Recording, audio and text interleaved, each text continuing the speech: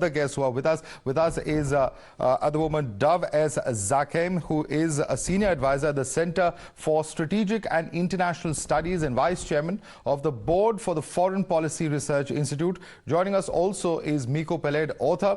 Dr. Dalal Irikat is assistant professor at the Arab American University of Palestine. Thank you so much for joining us, ladies and gentlemen. Let me begin with you first, Dr. Dalal Irikat. Guys, I don't hear you well. I'm hearing Indian language over the...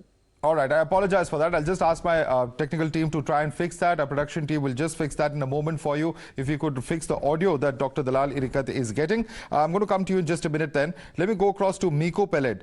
Miko Peled, you just heard what the spokesperson of the Foreign Ministry of Israel has to say. And he's saying one very simple thing. He's saying that, look here, there's an attack that's taken place. There are underground bunkers that have to be destroyed because that's where he believes that the terror strikes of the 7th of October were planned from, and therefore they have complied with whatever the international requirements are in terms of fair warning that has been given several days earlier. How do you respond to Miko Peled? Well, do you want to spend the entire time refuting their lies, or do you want to talk about what is actually taking place on the ground? This is the big question. There's not a single word that came out of his mouth that was not a lie, so I don't think it's appropriate to go back and repeat all of that. The fact is that Israel was, on October the 7th, Israeli intelligence showed itself to be completely inept. The Israeli military was nowhere to be found. And a handful of dedicated and well-trained fighters from the Gaza Strip came in and took over 22 settlements within the state of Israel and completely paralyzed the state of Israel. Now we're supposed to believe that the Israeli intelligence is so sophisticated that they can tell exactly which Palestinian rocket hit, and exactly they have access to a conversation between two Palestinians in the Gaza Strip, and they've got all these charts and all these videos. It's a whole bunch of lies. The Israeli intelligence does not have this capacity, number one. Number two, if they had this capacity, they wouldn't have had this mess to begin with. And not to mention the fact that there are many Israeli hostages now, prisoners in the Gaza Strip, which Israel has no clue how to find. So I think we need to take anything that is based on Israeli intelligence, not with a grain of salt, but with a ton of salt. This was a massive, savage attack, not just the one on the hospital, but the entire attacks on the Gaza Strip, and it's not the first time. Okay. By the way, since the attack on the hospital, there was an attack on a UNRWA school as well, where people were taking refuge. Israel's behaving like a savage and needs to be stopped immediately. But let's get down to the specifics. What exactly is it about the footage or the intercept call that you would have us believe is makes it fake? Because Israel's quite convinced. They're saying that, look here, the craters for the bombs we drop are this big. There's no craters to be seen over there. They've put out this footage which they say is evidence of a rocket falling within the territory of Gaza. What is it about the evidence that they've put out that makes you question it?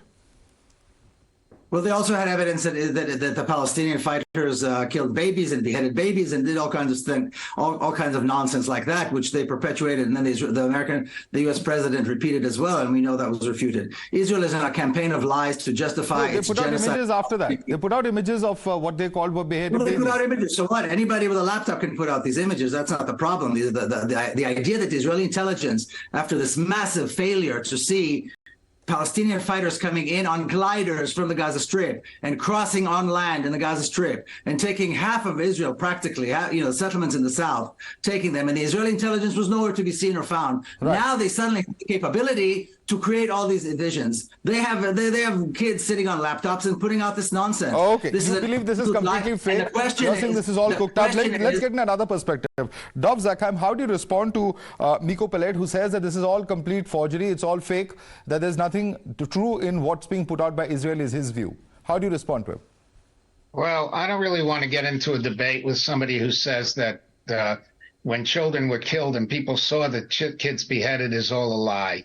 I think that is so beneath dignity of any decent human being that I'm not even going to reply to that nonsense. Look, I'm an American. I worked in the Defense Department. The Defense Department has basically validated what Israel has said. So you can argue with the Israelis all you want, but I kind of trust my defense intelligence, and they are supporting this. And what you're really seeing here is the usual fights over narrative. This one says is a liar, that one says is a liar. The fact of the matter is that the so-called militants, or whatever you want to call them, what did they do when they flew in on paragliders? They didn't go around dancing in the streets. They shot people. They captured people. Why are there hostages at all if they're such wonderful people? They captured Holocaust survivors. They've captured children. And they've even put out their own videos to demonstrate that.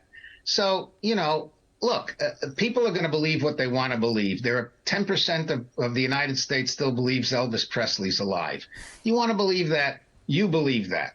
But the fact of the matter is, I trust my Defense Department, and not only mine, Rishi Sunak, the Prime Minister of England, has pretty much said the same exact thing. Right. So the British are liars, the Americans are liars, we're all liars. The only people who are honest are people who chop heads off babies, but then say they didn't. All right. Let me get in Dr. Dalal Irikat on that if she's with us.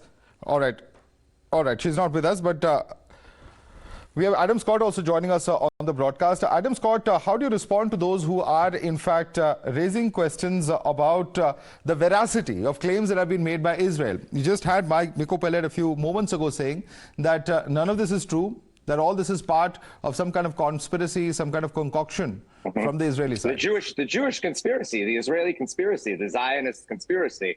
The fact is that all of the anti-Semites, like this gentleman next to me on the screen, they're all coming out of the woodwork because they're freaking out because their Palestinian propaganda machine has finally failed publicly. And there is no way to explain or rationalize away 40 children being beheaded or dozens of women being raped and burned in the streets and having their hands tied. And sir, there's more than enough evidence to refute every single thing that you have just said. If anybody is spitting propaganda, it is you. And it is clear that you are obviously motivated by some type of vitriolic Jew hatred or some type of anti-Semitism. And I have no problem making an ad hominem attack while we're on air based on the things that you just said, because we all know what radical Islam is capable of. And we all have seen it throughout the world. So either you are on the side of people who chop up babies. I'm Jewish. Are you going to let this man continue to accuse me of anti-Semitism? I'm Jewish. Are you Jewish? So, you're Jewish? Does that mean that you're not a self-hating Jew? So I suggest the moderator stop this. I suggest the moderator. Okay. One at a time, please. Scott, let me just come in. You've raised several questions. Yeah, gentlemen, just a minute, please. Tons of bombs. You know how many babies are beheaded? You care about babies being beheaded? What happens when a one-ton bomb is dropped on a building? You know how many babies are killed and massacred? What are you talking about? What is this nonsense? Is this a propaganda show? Or is this a news show? Who are these people that you've invited? Gentlemen, one at a time. Let's keep calm. One at a time. Scott, just a second. Miko Peled, there are several questions that have been asked of you. Okay. I'm going to allow you to respond to both Dov as well as what Scott has just said. One at a time, please. But gentlemen, one at a time. One at a time. You will all have your say. Yeah. I need to hear an apology for being called a racist and anti-Semite. I am an Israeli Jew, and these liars, these people who are standing there unashamed to criticize the Palestinians who have been suffering for 75 years as a result of these lies. I cannot believe that your station will allow such lies and such vitriol against me. You invite me to stand up to this clown and call me anti-Semitic? Who the hell do you think you are? Okay. Let me just come in here.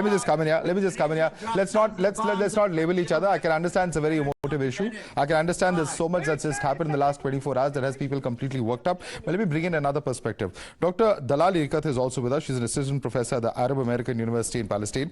Dr. Dalal Irikat, the amount of evidence that has been put forth by Israel, it believes, and you have a situation where, as in fact Dov Zakam just said, you have the US President Joe Biden virtually saying that he believes that the firing happened from Gaza side.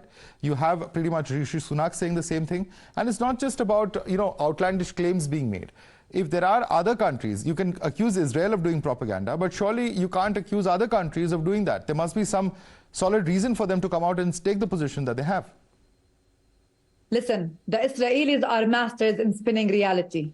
They are masters in this propaganda and hasbara. Unfortunately, Western media is adopting the Israeli narrative with blind eye. I am a Palestinian who is talking to you from Ramallah. We have been enduring injustices for 75 years under an Israeli prolonged military occupation, for God's sake. We are in 2023. We are facing every single series of different war crimes of apartheid, genocide, collective punishment, forced displacement, and everything, guess what, is documented on screens today. What we witnessed yesterday was a massacre of 500 civilians, and I repeat, most of them are women and children. It was documented on the screens. Listen, when Shireen Abu Akleh was murdered, when she was executed, and she was an anchored, reputable Christian woman, Palestinian journalist, the Israelis came out and said this is friendly fire. They had evidence, but they never showed any evidence. And then later, they labeled 6 Palestinian human rights organizations as terrorists. They said they had evidence, and later no evidence.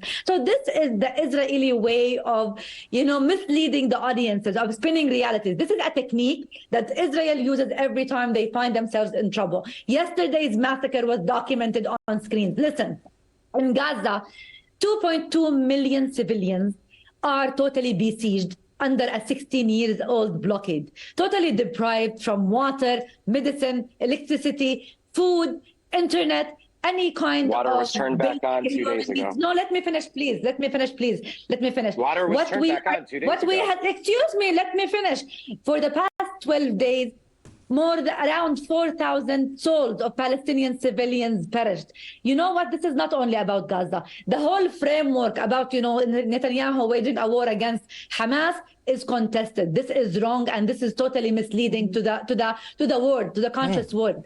I had expected. Can you specifically one second? This is a question. This is a question I asked Miko a short while earlier, and I'm told he's left the show. But Dr. Dalal, I'm asking you specifics. I'm asking you specifics on what's been put out. Let's discuss what's there before us. There is an intercept. What I believe is an intercept must be that it's supposed to be a conversation between 2 Hamas terrorists. There is a video that shows a rocket falling within the territory of Gaza. Factually speaking, do you have any information, or are you privy to anything that counters what's been put out by Israel? Let's discuss the facts. Yes, please. Yes, please. You can get any random conversation of anybody discussing any possibility, and then you claim that this is a Hamas thing. Listen, the Palestinian people have been suffering for 16 years in Gaza under total deadly siege and blockade, deprived of every basic human right. The Palestinian people in the West Bank and East Jerusalem are basically struggling for their freedom for 75 years under this military occupation. If anybody wants to speak the truth today, it's about justice. So you're saying the audio call is fake. Is the video also fake according to you, Dr. Dalal? Because that's what Miko said. You also believe the video is fake? Of course. What? There's a video that's been put out that shows a rocket falling within what's believed to be the territory of Gaza. Do you believe the video put out by Israel is also fake? I didn't see any. I heard the audio that you have been broadcasting on different Indian, Western biased media outlets. This is very unfortunate in 2023. You're misleading the audiences while you have to stand for justice. You have to tell, professional journalism. I'm just quoting what the IDF has said. Please respond to what the IDF has said, madam. Okay. The Wall Street Journal just reported that this is a weaponry called MK-86, which is American, and it is a Boeing thing. Again, what Biden did today is that instead of condemning terrorism and standing with the 2 million civilians living in a big prison of 365 kilometers. Okay, so this is all part of a great global Western conspiracy. The first time I'm hearing that India is a part of that as well. Scott Adams, please respond. But I must ask you one question, Scott. I have one question. Respond to her first. I would just like an explanation as to how nearly every Israeli is connected to somebody that is dead, if it is all fake. So please explain that to me, because either it's all fake or none of it is fake. And I just need a confirmation. Did 40 babies get their heads chopped off, or is that fake as well? I just need to know, because you will never hear me deny the horrible things that have happened to the Palestinian people. Don't spin the argument again and again. You're misleading the audience. I did not deny the sufferings of any civilians. I did not deny that. Well, I'm asking you right now. Did this happen? It's yes or no. Listen, I'm asking you. The White House apologized I've and asked said you that they a didn't very see any proof or simple footage. yes Please, or no please. question. Okay. And you are Listen. only making yourself look Violence. more irrational by not being able to answer it. You're actually Oh doing my damage God. Oh my God. to How the Palestinian pathetic. cause right How now and the misleading. fight for self-determination of the misleading. Okay. Palestinian people. Let me come in now and let me get in a question from Dov okay. Zakhem. Dov, you know, we've seen what is the statement that has been put out by the OIC, and the OIC statement is very, very critical of Israel. They're calling it a brutal act of aggression. So Israel still, and you know, judging by the views of several of our panelists, has a long way to go in convincing the entire world that this attack was not carried out by it. And this could in fact see a shift in stance, because we've seen several countries that had a balanced position in the recent past, and that after this statement perhaps has changed. Well, I think that, first of all, it's very, very difficult for the OIC, which is a large group that encompasses all sorts of views on the Israel-Palestine conflict, on Israel, to come up with any kind of united position. So that's number one. It's just Right. hard for them. Number two, remember the statement was actually issued before my Department of Defense verified anything at all. So you could believe what you wanted to believe, and it was a reaction. And as you just heard from Dr. Dalal, it's a very strong reaction.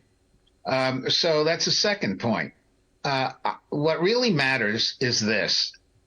Those countries within the OIC that have relations with the United States, with the United Kingdom, with the West, comfortable relations, they may make public statements, but quietly they'll say, look, we understand what the situation is. Remember, it's very difficult for Arab governments right now to deal with the anger on the Arab street. Why? Please explain People why. on the street, they don't know who actually did what or when or where. They don't know what to believe. Dr. Dalal says, All you right. know, this is all lies, and ties this in to 75 years of anger and anguish.